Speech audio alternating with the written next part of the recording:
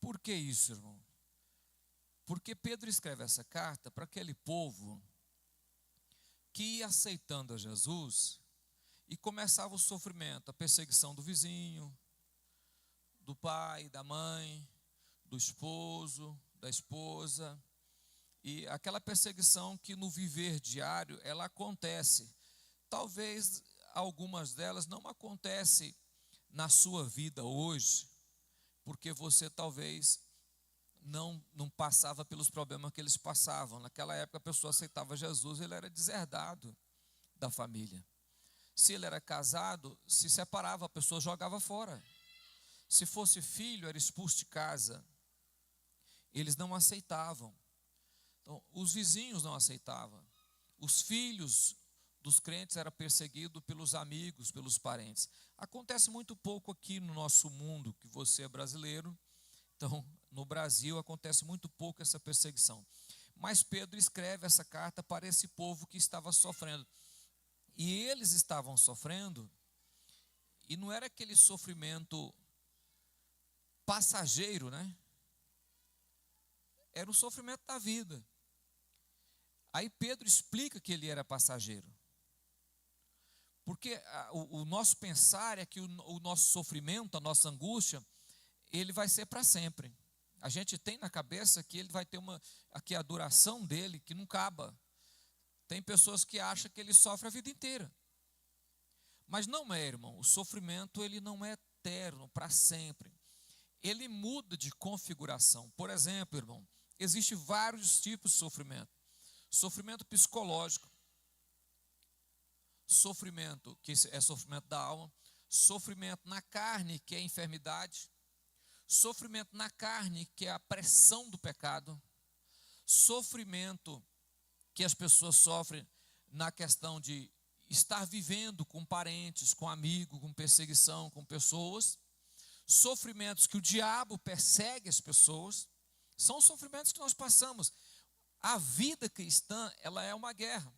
E esta guerra, ela não é uma guerra que tem um tempo determinado de acabar aqui. Ou seja, nós não vamos ter esperança de ter paz. Paz aqui. Nós temos paz, mas não é essa paz que você convivendo neste mundo tem. Aí Pedro escreve essa carta para este povo que estava vivendo o dia a dia cristão. A luta cristã do dia a dia. Eu peguei esses 3 versículos aqui para que você possa compreender um pouco mais. O texto começa no versículo 3, mas eu peguei só 3 versículos aqui. E ele diz assim, ó, que sois guardados pelo poder de Deus, mediante a fé. Deus tem um compromisso de guardar-nos. Preste bem atenção, irmão. Um compromisso de guardar a nossa vida. Olha, Deus, aqueles que aceitaram a Cristo, Deus os guarda. Deus os guarda. Não é o guardar, isentar você de todas as coisas. Não é isso que eu estou dizendo. Eu estou dizendo que Deus vai cuidando no dia a dia, paulatinamente, da sua vida, mediante a fé, mediante aquilo que você crê, para a salvação. Deus nos guarda para sermos salvos, irmãos. Você está vendo o texto? Versículo 1, capítulo 1, versículo 5. Aqui o menino deixou lá o 7, mas é o 5. Né? Porque ele também não está lendo lá, acompanhando, mas é o 5. Então, olha, que sois guardados pelo poder de Deus mediante a fé, para quê? Para a salvação que vai ser revelada. Até lá, nós somos guardados. Até lá, enfrentamos batalhas. E essas guerras, elas podem ser internas ou externas, elas podem ser de ordem física, que é a enfermidade, ela pode ser de ordem psicológica, ou até aquela pressão do pecado, que nós ainda sentimos a pressão do pecado, porque estamos no mundo. E ele nos pressiona, ou até a pressão diabólica mesmo. Tem hora que o diabo consegue, não é possessão, ele consegue pressionar, ele consegue fazer a pessoa sofrer, perseguir, né? Não é possessão, é opressão. O diabo também oprime aquele que serve a Deus. Aí, olha, ele diz assim, olha, nisto exultai, alegrai-vos. Ele está falando da parte de cima, versículo 6, ele está falando da parte de cima. Presta atenção, irmãos, ó. Nisso exultai em quê? Alegrai-vos por você ter sido salvo, alegrai-vos por você ter essa batalha, porque você é salvo. Você tem essa guerra, enfrenta esta batalha, porque você é salvo. Olha para mim, você já percebeu que tem hora que a gente olha para o mundo, parece que o mundo tem uma vida tranquila, né?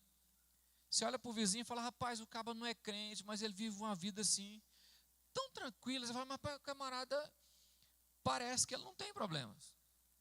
O Salmo 77, lá, acho que é 73, né? Salmo 73 da Bíblia, Asaf entra nessa discussão, esse distúrbio na mente, quando ele começa a observar o ímpio e fala, rapaz, parece que o ímpio está melhor do que eu. Isso acontece com todo mundo, irmão. Você faz uma análise e fala, rapaz, fulano é amigo, é meu amigo, ele não é cristão, ele tem uma vida melhor do que a minha. Ele não passa tribulação. Mas ele não está indo para o céu, né? O diabo não tem preocupação nenhuma com ele. O diabo não está, ele nem vê tribulação, irmão. Ele nem percebe isso. Aí Asaf, quando vê isso no templo, Asaf consegue entender o seguinte, mas ele é como uma flor da erva que seca rápido e se murcha e se vai, e nós somos eternos. Então, exultai, alegrai-vos por um pequeno período que você está sofrendo ou passando por tribulação. Olha, alegrai-vos nisto, porque Deus tem protegido e guardado vocês. O texto vai dizendo o seguinte, bendito Deus e Pai nosso Senhor Jesus Cristo, que segundo as suas misericórdias nos regenerou para uma viva esperança, mediante a ressurreição de Jesus Cristo dentre os mortos, para uma herança incorruptível, sem mácula, inacessível, reservada no céu para vós outros, que sois guardados. Existe um céu reservado para nós, que somos guardados pelo Senhor. Alegrai-vos nisso. Olhe para mim, irmão. Por que tem pessoas que não têm prazer em ser crente? Parece que ser crente é um peso, é uma angústia, é um sofrimento.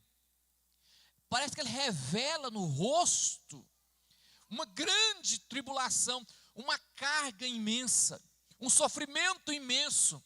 Ele traz nas suas costas um peso, um fardo, que nem ele está dando conta de carregar. E aí fala que isso é cristianismo. Não, isso não é cristianismo. Presta atenção no texto. Ele está dizendo, olha, porque nos regenerou para uma viva esperança, mediante a ressurreição de Jesus Cristo, para uma herança incorruptível, sem mácula, imarcessível, reservada nos céus para vós outros, que sois guardados por Deus. Deus nos resgatou do mundo. Enquanto o mundo está caminhando para o inferno, nós fomos libertos.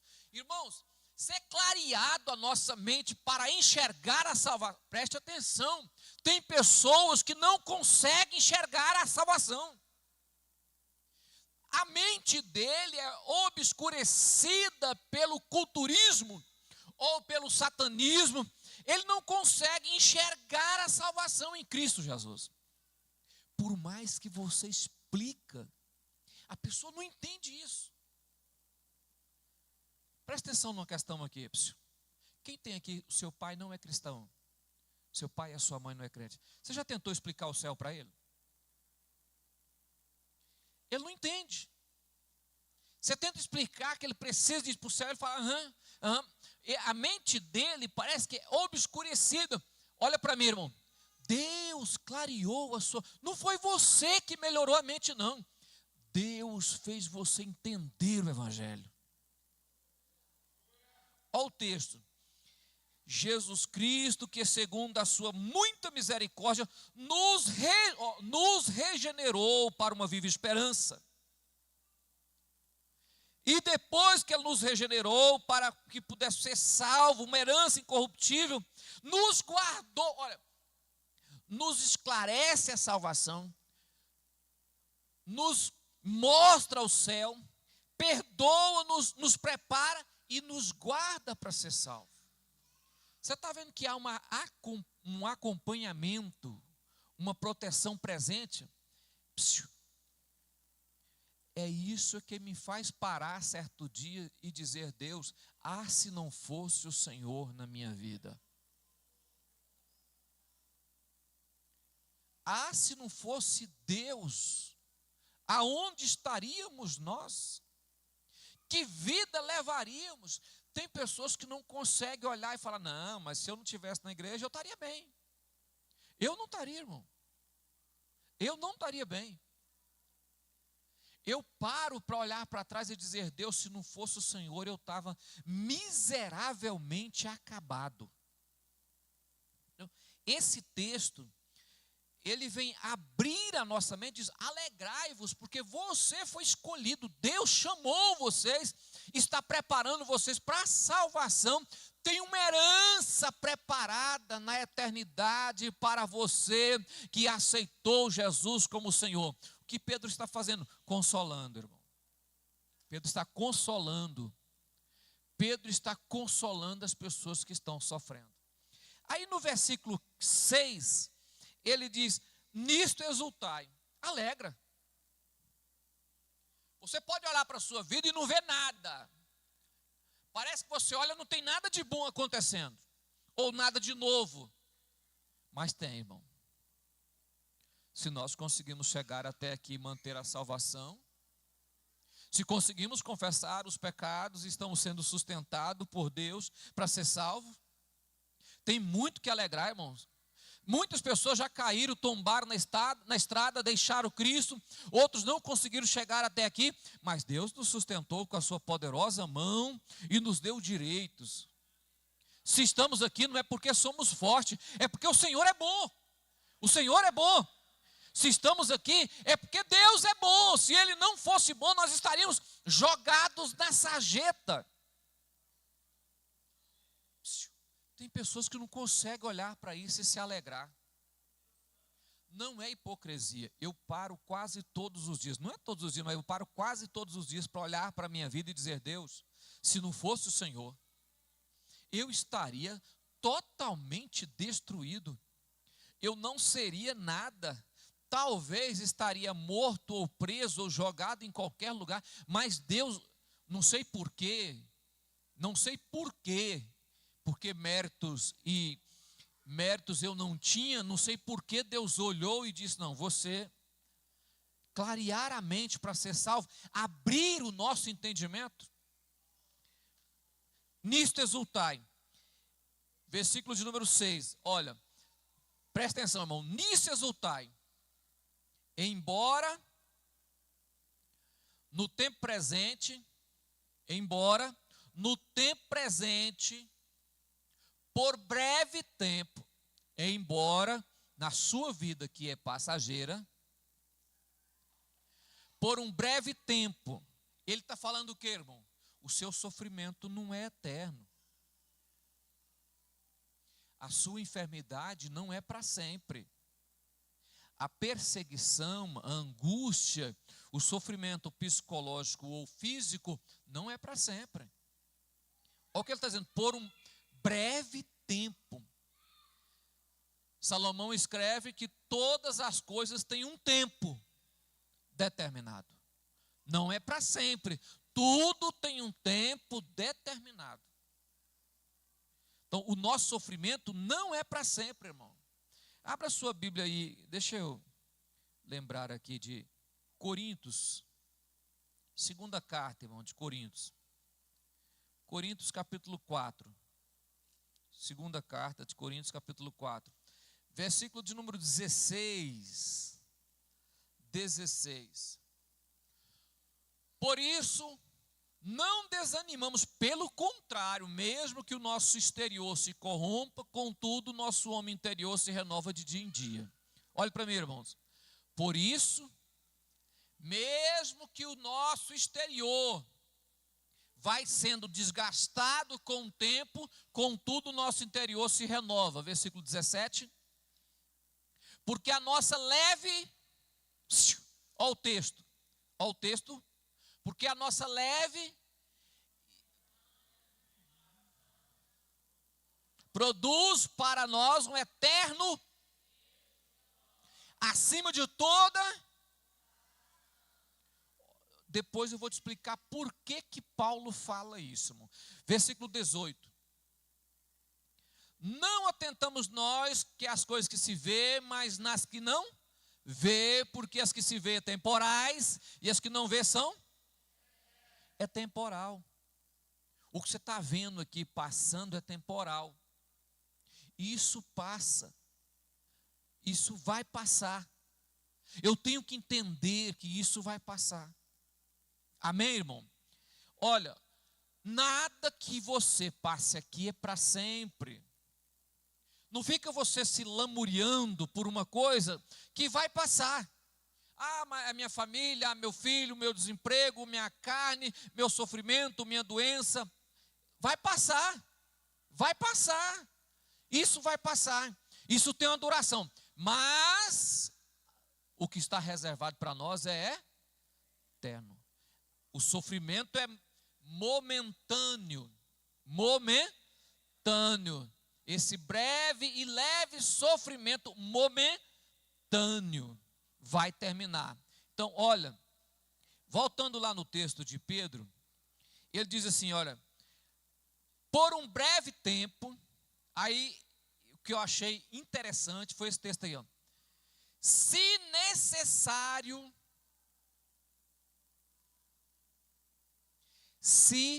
necessário for, olha para mim, irmão. Agradeça a Deus quando Deus está corrigindo, lapidando, ensinando, chamando atenção, ou até mesmo causando na sua vida, permitindo coisas que você acha um absurdo acontecer. Tem hora que você olha e fala, mas por que isso? Comigo? Por que está acontecendo? Não deveria acontecer. Ele diz, necessário. Agora olha para mim, irmão, você imagine um Pedro escrevendo uma carta para um povo que está sofrendo, porque hoje o nosso sofrimento não é grande, irmão. Nossos pais até não gostam que nós somos crentes, mas não fala nada, não tem problema nenhum. A nossa família não afasta de nós por causa disso. Naquela época afastava. Se fosse filho, ele colocava para fora, se virava com a sua vida. Se fosse mulher, talvez, se o marido não quisesse, botava para fora. Se fosse homem, a mulher afastava dele. Se tivesse herança, o pai tomava a herança e falava, você sai da minha casa sem herança. Paulo aconteceu isso, ele perdeu tudo que tinha. Porque aceitou Jesus. Agora, Pedro escreve uma carta e diz, olha, isso é passageiro. Isso é momentâneo. É um breve período. O que você vai fazer com isso? Alegra.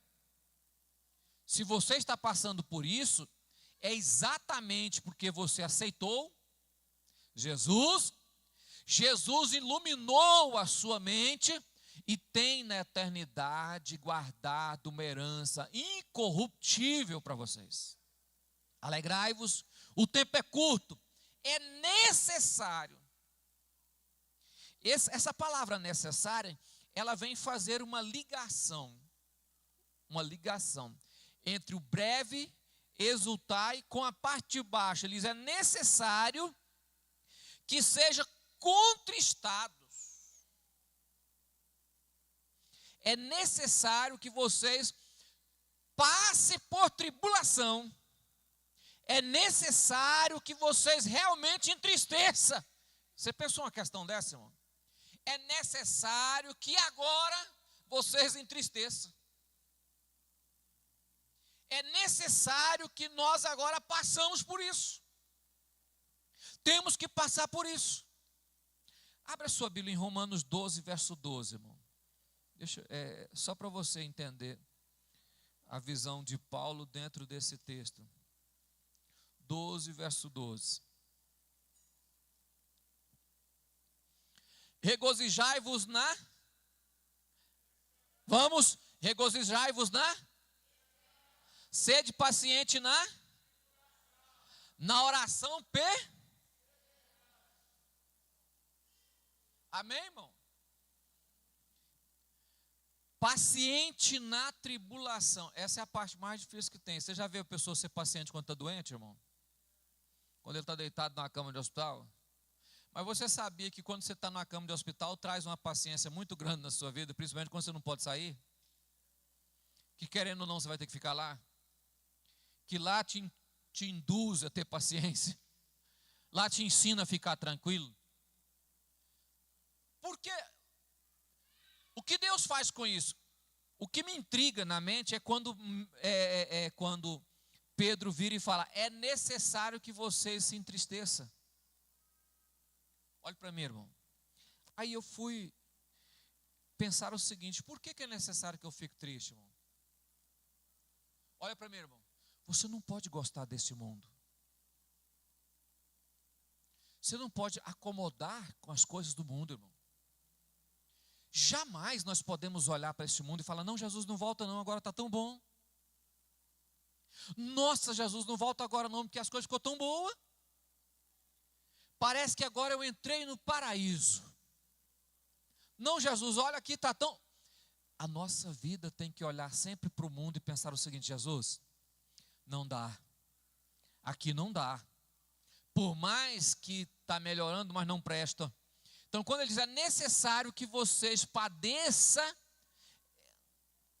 porque gostar deste mundo é olhar para o céu e não ter prazer. Quantas pessoas não conseguem sentir a alegria que vai morar no céu? Quantas pessoas não param para pensar no gozo da eternidade que está guardada? Pedro está falando dessa eternidade, do prazer daquilo que está guardado, reservado para nós. Ele disse: é necessário que vocês passem por isso. Volta lá em Pedro, para você não ficar perdido. É necessário que seja contristado. Por quê, irmãos? Lê o texto, irmão. É necessário que vocês entristeçam, por quê? Não. Por várias. Em outro texto, olha aqui, por muitas. É necessário que vocês passem por muitas, o quê? Provações. É necessário que vocês passem, não por uma, não por duas, mas por muitas provações. Engraçado que hoje, se você falar esse texto aqui, tem muitos crentes que até falam: não, eu nasci para comer o melhor dessa terra. E não, a igreja, tem umas igrejas pregando aí que nós nascemos para viver o melhor.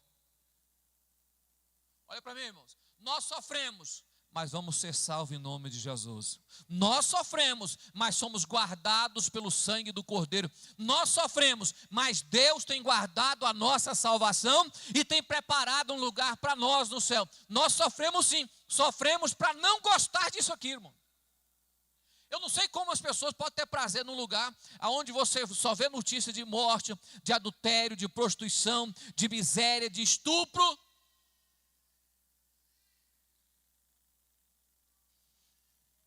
Teve um abençoado filho de... Vou falar que ele não é filho de Deus, completa uma criação de Deus, né? Que estava conversando com um dos meus filhos. Olha para mim aqui, irmãos.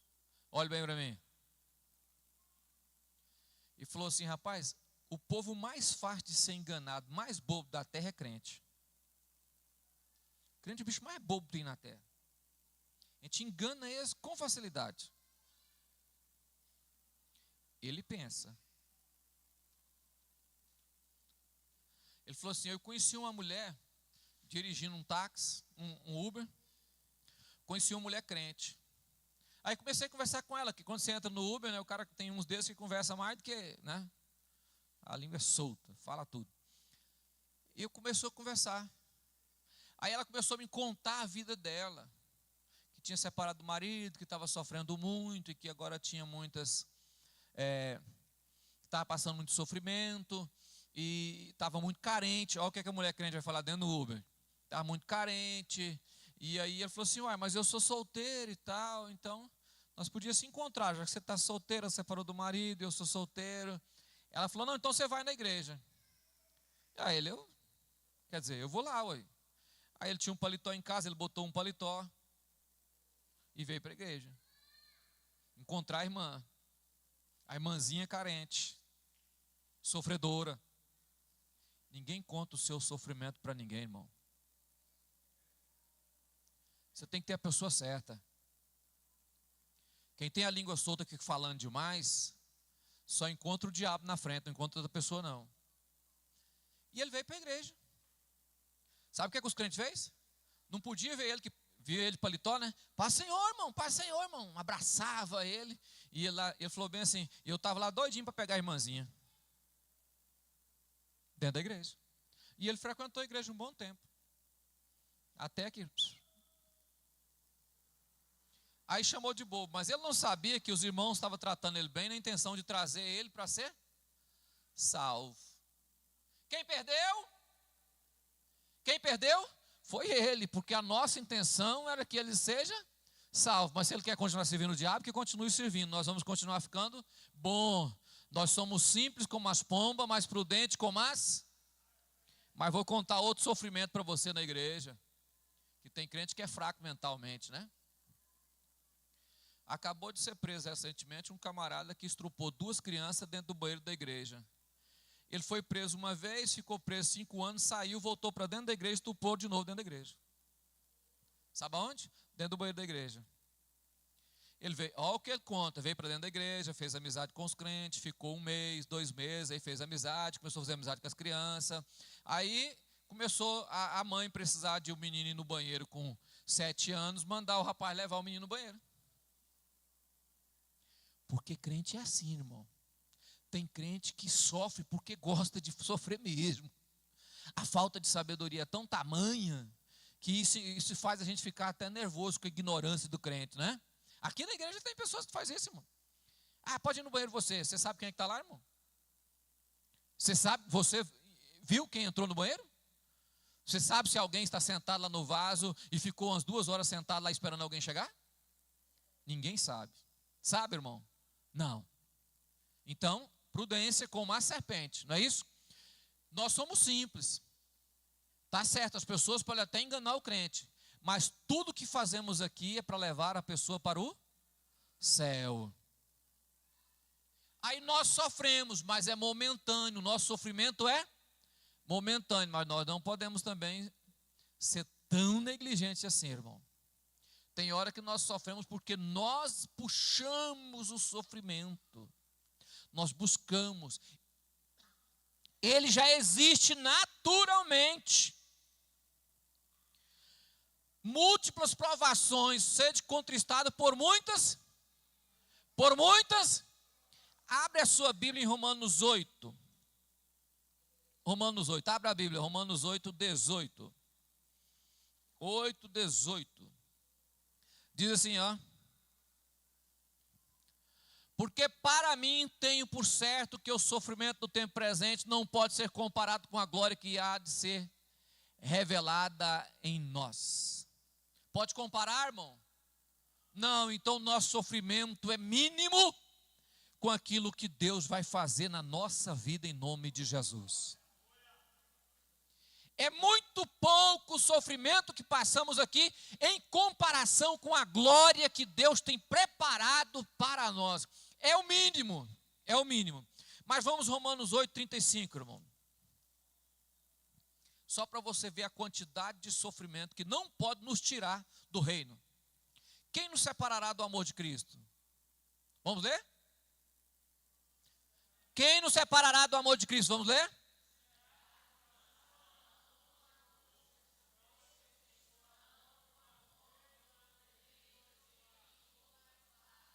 Isso nos tira daqui?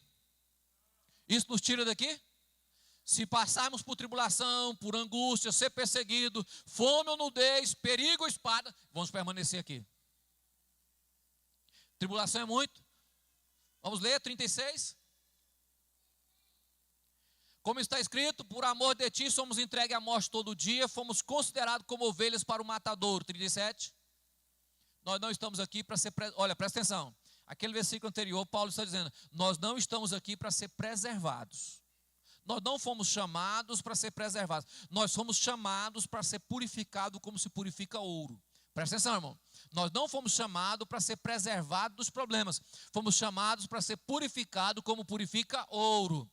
E ouro se purifica com fogo. Em todas as coisas, porém, somos mais do que vencedores por aquele que nos amou. 38. Vamos ver. Porque estou bem certo que nem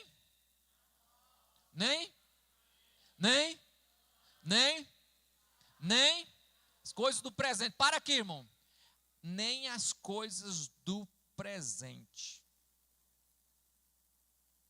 Não se deixe enganar pela beleza das bênçãos recebidas, que são migalhas em referência à glória que Deus tem preparado para nós, irmão. Se você comprar 10 casas, 22 fazendas, 50 carros, não se compara com as coisas que Deus tem preparado para nós no céu.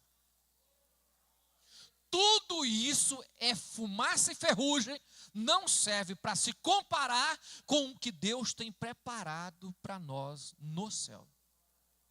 Olha, nem os anjos, nem o principado, nem as coisas do presente, nem o porvir e nem poderes, em outra tradução, e nem potestade, nem diabo e nem Satanás, nada pode nos tirar da presença do Senhor Deus.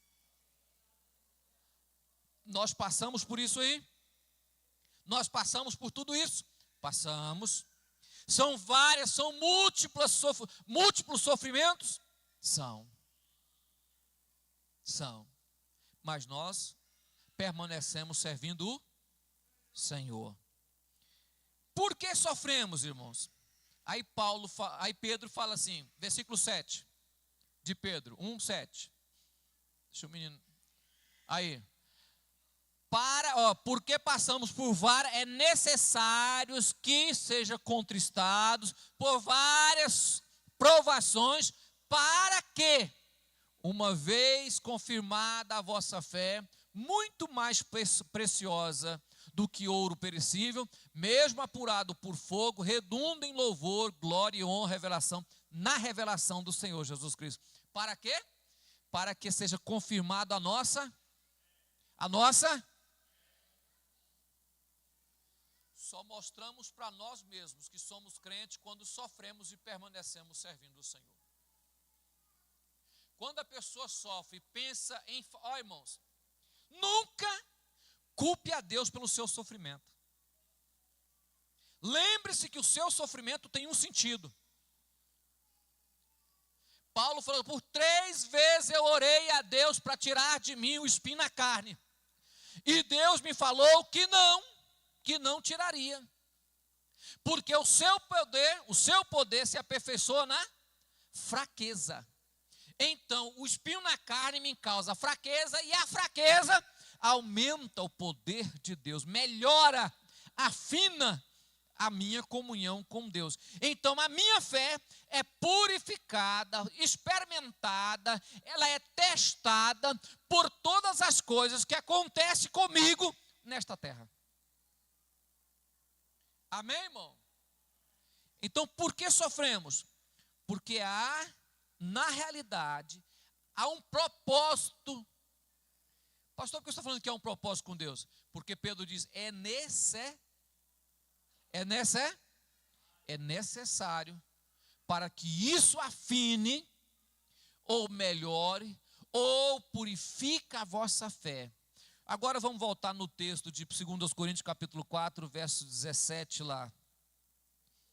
Lembra que eu falei com você que depois eu explicaria? Porque nossa leve e momentânea tribulação produz para nós, produz o quê? O quê? Um eterno peso de glória. Por isso que os escritores bíblicos, Paulo fala assim, agradeça a Deus porque está sofrendo. Tem um propósito de Deus em cima do seu sofrimento. Mas é Deus que produz a provação? Não. Mas é Deus que permite acontecer? Sim. Deus permitindo acontecer porque a nossa leve e momentânea tribulação produz para nós um eterno peso de glória. Amém, irmão? Amém, irmão? Então, olha bem, irmão, eu não posso deixar com que o que acontece comigo me tire a alegria do que Deus fez na minha vida. Eu não posso olhar e dizer, esse negócio de ser crente, Deus é tanta coisa, parece que a minha vida é uma eterna tribulação. Não. Isso não é verdade. Porque dia após dia, Deus está trabalhando o seu ser, a nossa vida, preparando a nossa fé, porque o que tem para nós é maior e melhor do que nós pensamos. Você tem que aprender a viver e crescer e produzir dentro do seu sofrimento. Tem pessoas que no seu sofrimento paralisa. Deus está dizendo, não, dentro do seu sofrimento, cresça, produza dentro do sofrimento. Ou seja, eu não vou parar a minha vida espiritual porque estou sofrendo. Não, eu vou continuar executando, fazendo, trabalhando, melhorando a minha vida, mesmo que estou carregando uma provação muito grande na minha vida. Amém, irmão? Isso é o que Deus faz conosco. Parece, olha, só parece, não é verdade. Tem pessoas que a gente olha, parece que o sofrimento dela é menor do que o nosso. Ou parece que o sofrimento dela é maior do que o nosso. Isso não é verdade. Todo sofrimento é segundo aquilo que Deus preparou para a nossa capacidade. Deus jamais vai testar a nossa fé de forma que ela vai perecer. Não, Deus me testou para me destruir. É isso, irmão? Não. Deus não nos testa para destruir a nossa fé.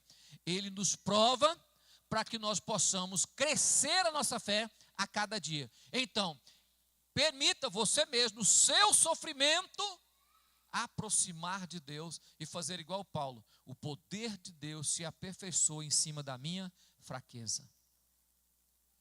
Então, quando estou fraco, quer dizer que o poder de Deus tem possibilidade de melhorar a cada dia mais em cima da minha vida. Amém, irmão? Amém? Eu não estou falando Paulo não está falando de fraqueza. Não, eu fico só pecando e Deus vai aperfeiçoando. Não é isso que Paulo está dizendo, irmão. Não vai pensar, não, na minha fraqueza de pecar, Deus está aperfeiçoando a minha vida. Não é isso, não. Ele está dizendo que quando nós somos provados, quando nós passamos por tribulação ou sofrimento, esse sofrimento produz em nós, em algumas pessoas, faz a pessoa aproximar mais de Deus, chegar mais perto. E isso conduz a pessoa a melhorar a sua vida espiritual. Amém, irmão? Olha para mim, a nossa vida cotidiana, a nossa vida cristã, ela é feita de batalha em batalha. O que é importante é que nós não paralisamos a nossa vida espiritual por causa das nossas batalhas. As nossas batalhas existem, mas dentro das nossas batalhas nós continuamos servindo a Deus.